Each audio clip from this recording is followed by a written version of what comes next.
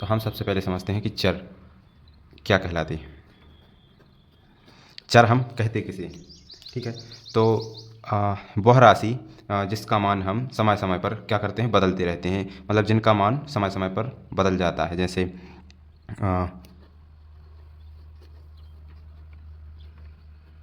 हम बोलें वह राशियाँ जिनका मान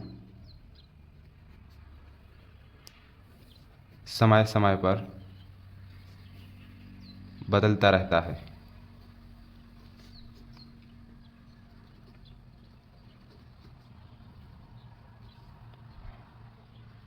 उन्हें हम चर कहते हैं। जैसे उदाहरण, जैसे X, Y, Z, A, B, C, P, Q, R, इस प्रकार से जो मतलब हम इनके मान जैसे समीकरण वगैरह में किसी का मान निकालते हैं तो दूसरे समीकरण में रख देते हैं तो उसका मान आ जाता है। इसी प्रकार से हम इनके मान क्या करते हैं, बदलते रहते हैं, तो उन्हें हम क्या कहते हैं, चर कहते हैं, ठीक है। अब इसी का विपरीत रहता है जिन्हें अचर कहते हैं हम, तो उसे हम लिख लेते हैं अचर। अचर, ठीक है। तो हम लिखें वह राशियाँ जिनका मान सदैव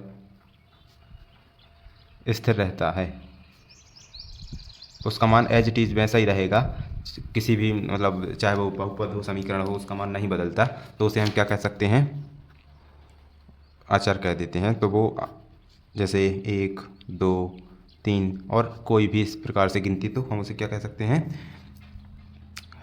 अचर कहते हैं। और हम इन्हें प्रदर्शित करते हैं, जैसे ये चर राशियां हैं तो हम इन एक्स वाई जेड, ये भी C P Q R alpha beta आदि इन सब अक्षरों से हम इन्हें प्रदर्शित करते हैं, ना कि एक्स वाई जेड अचर होते हैं, इस प्रकार मतलब चर होते हैं, ये वो उसका कोई रीज़न नहीं है, हम इसे प्रदर्शित कर सकते हैं पी क्यू आर इस प्रकार से, ठीक है। अब हम समझते हैं कि बहुपद क्या होता है, और आगे इसी में बहुपद की घात और गुणांक वगैरह भी हम इन पर चर्चा करेंगे, ठीक है। तो हम समझते हैं बहुपद, बहुपद किसे कहते हैं। तो बहुपद को समझने से पहले हम समझते हैं कि पद क्या कहलाते हैं। जैसे दो या दो से अधिक पदों से मिलकर बना व्यंजक बहुपद कहलाता है।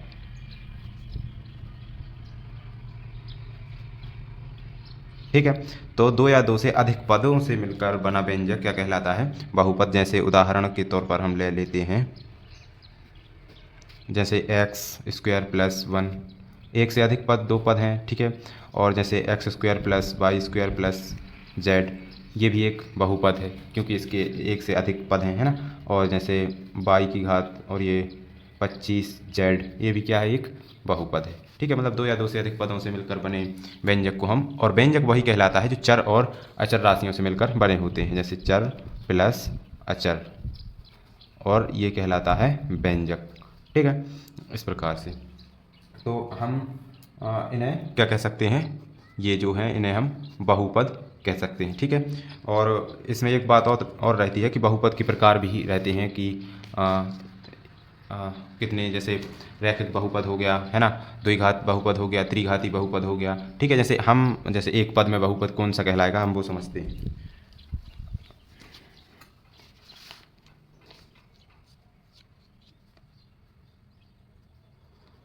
ये एक पद, ठीक है। तो जिनमें एक पद होगा वो एक पद कहलाएगा। जैसे लिखा है 4, ये एक पद हो गया, 4x 5x स्क्वायर, ठीक है, 9y घन, ये क्या कहलाए, एक पद में बहुपद, ठीक है। अब हम क्या समझते हैं इसमें आगे, द्विपद, द्विपद बहुपद, है ना। मतलब अब जैसे 5x प्लस 3, ये दो पद हो गए, एक पद ये और एक पद ये, तो क्या हो गया, दो पद। और जैसे हम कहें 7y स्क्वायर प्लस 5x, ये भी दो पद हो गए। और 9z स्क्वायर प्लस 1, ये इस प्रकार से क्या हो जाते हैं, ये दो पद, ठीक है। अब आगे हम समझते हैं त्रिपद, 9x प्लस 2y प्लस 3, ये 3 पद हो गए, है ना। 5x प्लस 7x प्लस 8, ये 3 पद में वो हो जाते हैं अपने, ठीक है। अब हम क्या समझते हैं कि रैखिक बहुपद किसे कहते हैं, द्विघात बहुपद किसे कहते हैं, त्रिघात बहुपद किसे कहते हैं, और हम घात को भी समझते हैं कि घात एक बहुपद में किस प्रकार से लगी होती है और बहुपद की घात क्या कहलाती है। तो हम समझते हैं कि बहुपद की घात, बहुपद की जो घात होती है उसे हम समझते हैं, ठीक है। तो यहाँ लिखें हम किसी भी बहुपद की अधिकतम घात उस बहुपद की घात कहलाती है, ठीक है। तो मतलब किसी भी बहुपद, जैसे मान के चलो हम लिख लेते हैं 7x² प्लस 15y घन धन 18। तो अब ये क्या है, द्विघात, मतलब ये बहुपद है, ठीक है। तो अब इस बहुपद की घात क्या कहलाएगी वो हम समझते हैं कि जैसे घात तो इसमें भी लगी है, घात तो इसमें भी है, मान के चलो z। हम अब घात तो इसमें भी है, क्यों, क्योंकि इसमें कुछ नहीं, तो 1 की घात, इसमें 2 की, इसमें 3 की। तो इसकी जो बहुपद की घात होगी वो सबसे अधिकतम जो व्यंजक पर लगी होगी वो अधिकतम बहुपद की घात कहलाएगी। जैसे ये 3 है, ठीक है। तो घात तो इनमें भी है लेकिन ये सबसे ज़्यादा है, तो बहुपद की घात क्या कहलाई यहाँ, बहुपद की घात 3 होगी, ठीक है। इस प्रकार से मतलब कि बहुपद में जो ये बहुपद है इसमें जो घात है वो क्या है, 3 है, ठीक है। तो हमने इस प्रकार से ये समझ लिया कि बहुपद की घात क्या होती है। अब हम समझते हैं कि एक जो रैखिक बहुपद है ना, द्विघाती बहुपद, त्रिघाती बहुपद क्या होते हैं, ठीक है। हम इन्हें समझते हैं, तो आराम से हम इन्हें देख लेते हैं। सबसे पहले रैखिक बहुपद, ठीक है। रैखिक बहुपद क्या होता है, वह बहुपद जिसकी घात 1 होती है। जैसे हमने लिख दिया x प्लस 5, ठीक है, x प्लस 5, और ये y भी लिख दिया प्लस 7z। अब ये हो गया, है ना। तो हम यहाँ लिख देते हैं कि वह बहुपद जिनकी अधिकतम जो घात है वो 1 हो, ठीक है। अधिकतम घात कितनी हो, 1 हो, हम उसे क्या कह सकते हैं, रैखिक बहुपद कह सकते हैं। जैसे एक और ले लें, जैसे 7p plus 8q plus 9r। तो जो ये घात है यहाँ पर कुछ नहीं है, मतलब 1, तो ये क्या कहलाएगा, रैखिक बहुपद। क्या कहलाएगा, रैखिक बहुपद। अगर आपको हमारे वीडियो अच्छा लग रहा है, पसंद आ रहा है और आपको हेल्पफुल है तो आप हमारे इस चैनल को सब्सक्राइब करें और लाइक करें, शेयर करें, ठीक है। अब आगे हम समझते हैं द्विघात बहुपद।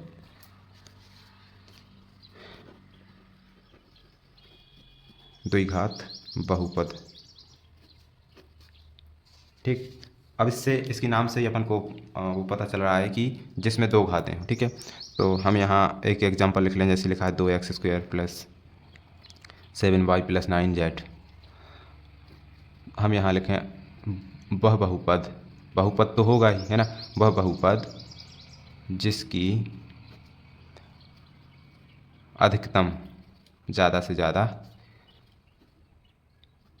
घात 2 हो, उसे हम क्या कह सकते हैं, द्विघात बहुपद कह सकते हैं। जैसे हम यहाँ 9z² प्लस 8p 9q, ये तो अधिकतम इसमें किसकी घात है, 2 की, तो ये द्विघात बहुपद कहलाएगा।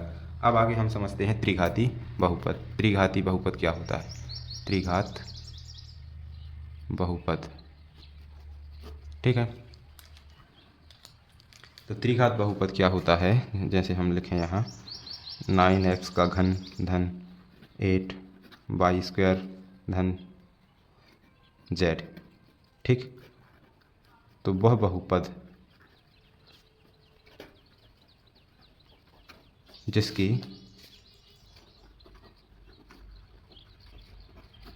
अधिकतम घात 3 हो, क्या कहलाएगा, त्रिघाती बहुपद, है ना। और हम इसे ऐसा भी और लिख लें, जैसे 10p का जो घन है ना, और 10q प्लस 9r का स्क्वायर। तो ये क्या कहलाएगा, ये कहलाएगा त्रिघाती बहुपद, त्रिघात बहुपद। ठीक है, तो हमने ये समझ लिया, ये क्या हो गया, त्रिघाती बहुपद। अब हम एक बात और इसमें समझते हैं जो इस अध्याय की महत्वपूर्ण है, वो है गुणांक। ठीक है, क्या है, गुणांक किसे कहते हैं।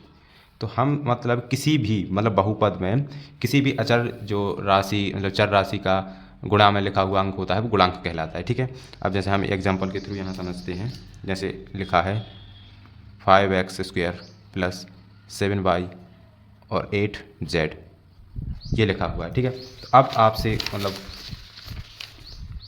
कोई कहे कि इसमें, हाँ इसमें कितने, मतलब सबसे पहले अपन ये देख लेते हैं चर कितने हैं। तो अपन x का भी चर है ना, x² है, फिर y है और ये z है। तो अब कोई कहे x² का गुणांक क्या है, तो जो x के बाजू में गुणा में लिखा हुआ है ये गुणा है। ठीक है, तो आप कह देंगे कि ये 5 है। तो x² का गुणांक क्या कहलाएगा, 5, y का यहाँ 7 और z का 8। इस प्रकार से हम क्या कर सकते हैं, गुणांकों को पहचान सकते हैं कि जो भी बहुपद में चरों के गुणा में लिखे हुए होते हैं वो क्या कहलाते हैं, गुणांक कहलाते हैं। अब कोई कह दे कि x का इसमें दिए हुए बहुपद में x का गुणांक बताएं, तो इसमें x का गुणांक 0 होगा, क्योंकि x नहीं है, ये x² है। ठीक है, अब हम आगे बढ़ते हैं, जैसे एक एग्जाम्पल और समझते हैं, जैसे 9x का घन धन 8y प्लस 7z²। अब इसमें कोई कहे कि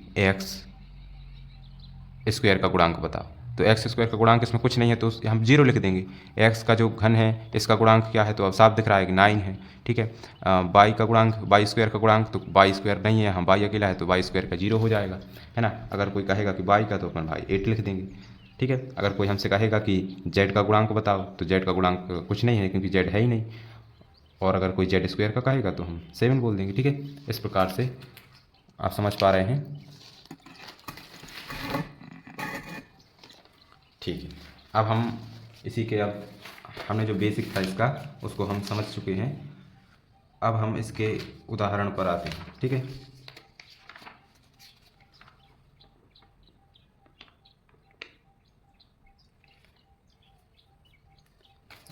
अब इसका हम एक उदाहरण देख लेते हैं।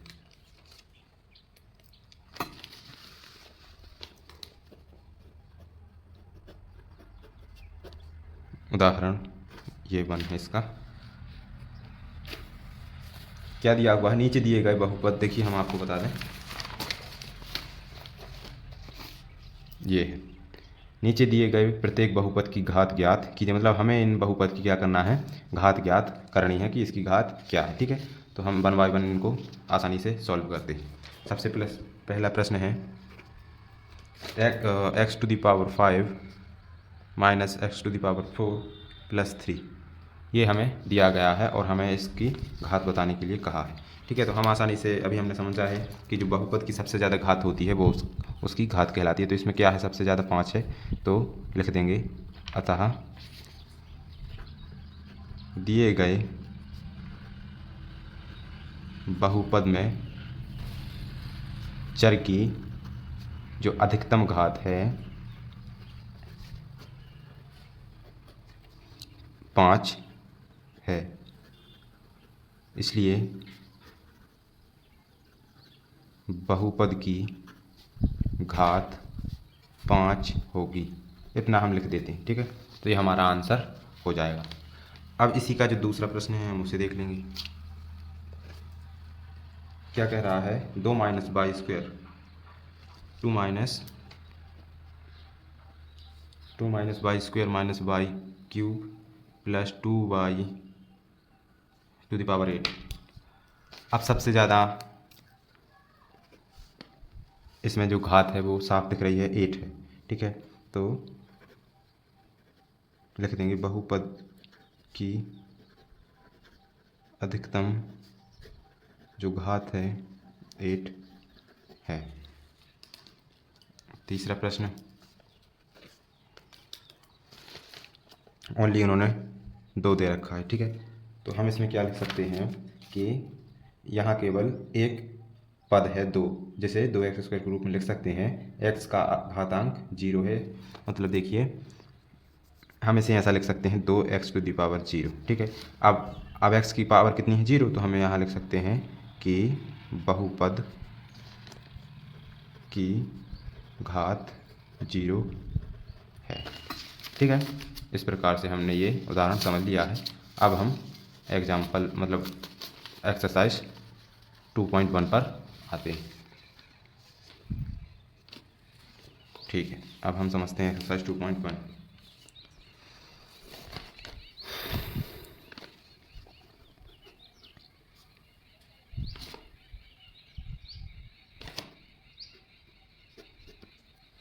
एक्सरसाइज 2.1। अब इसमें देखिए हम आपको प्रश्न बता देते हैं। प्रश्नावली 2.1 निम्नलिखित व्यंजकों में कौन कौन एक चर में बहुपद हैं और कौन कौन नहीं है, कारण के साथ अपने उत्तर दीजिए एक चर में बहुपद, ठीक है। तो हमें सबसे पहले प्रश्न लिख लें थोड़ा यहाँ पर शॉर्ट में। क्या लिखें प्रश्न में? एक चर में बहुपद कौन कौन हैं, मतलब ये हमें बताना है, ठीक है। तो हम ये बता देते हैं कि एक चर में बहुपद कौन कौन से हैं।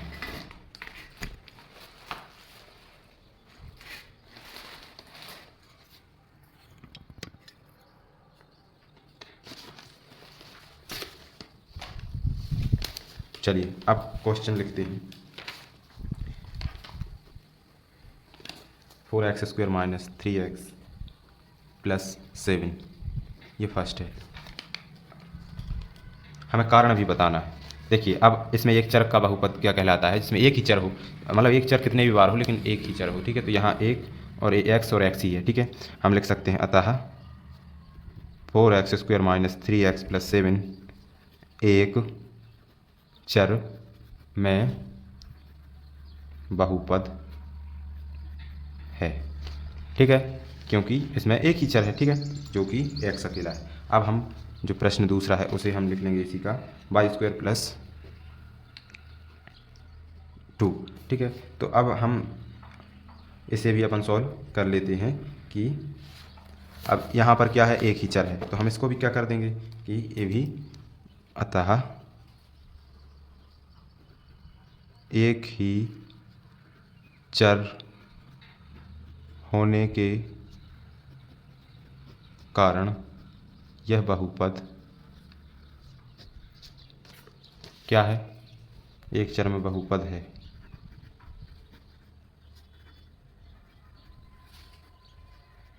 ये हम लिख लेंगे, ठीक है।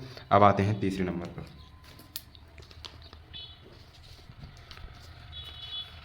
जो तीसरा नंबर है वो क्या लिखा हुआ है,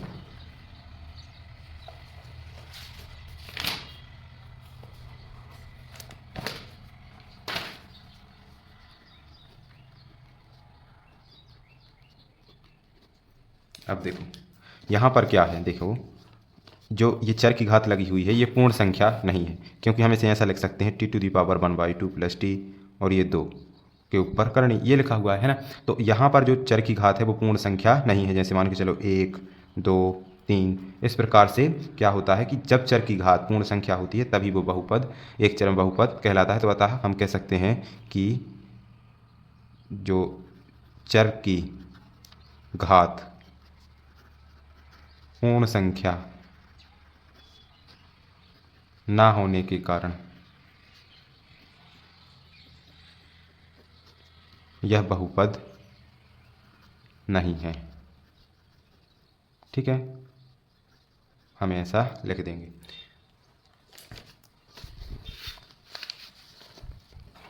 अब हम इसी के चौथे पॉइंट पर चलते हैं। क्या है लिखा है y + 2y, है ना। अब ये हम इसमें क्या लिख सकते हैं कि जो ये बहुपद है ये भी क्या है, बहुपद नहीं है, क्योंकि चर के प्रत्येक घातांक पूर्ण संख्या नहीं है। क्या लिख सकते हैं कि यह बहुपद नहीं है, क्योंकि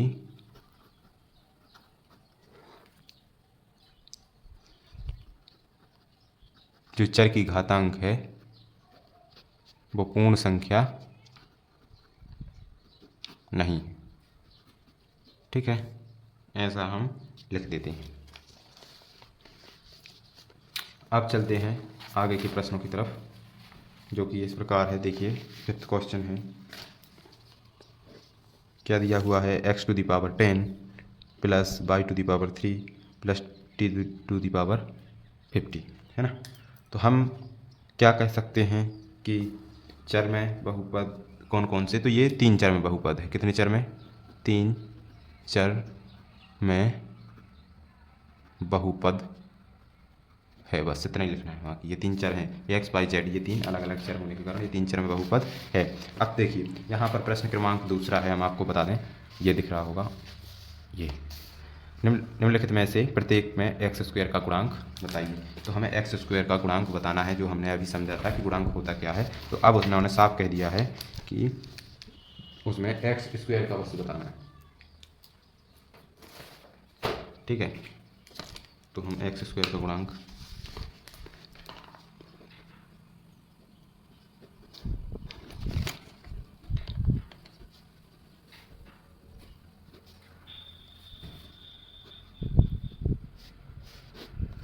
ठीक है, हमने क्वेश्चन लिख लिया, एक्स स्क्वायर का गुणांक बताएं।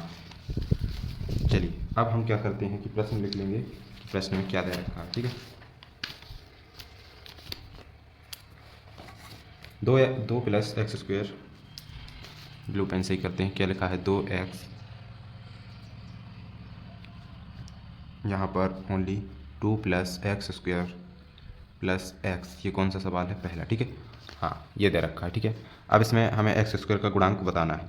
तो हम आपको एक महत्वपूर्ण बात ये बता दें कि जिसके गुणांक में कुछ ना हो, जिसके गुणांक में कुछ ना हो, वहाँ 1 होता है। तो एक्स स्क्वायर का पूछा तो इसका और इसका पूछा नहीं, एक्स स्क्वायर का पूछा है तो हम लिख सकते हैं एक्स स्क्वायर का गुणांक 1 है। बस इतना ही लिखना है, यही आंसर। अब दूसरा क्या दिया हुआ है? 2 minus x square minus x cube, यहाँ प्लस है। अब इसमें एक्स स्क्वायर का गुणांक क्या होगा? यहाँ पर प्लस था तो 1 लिखा, यहाँ माइनस है तो एक्स स्क्वायर का जो गुणांक है -1 होगा। ठीक है,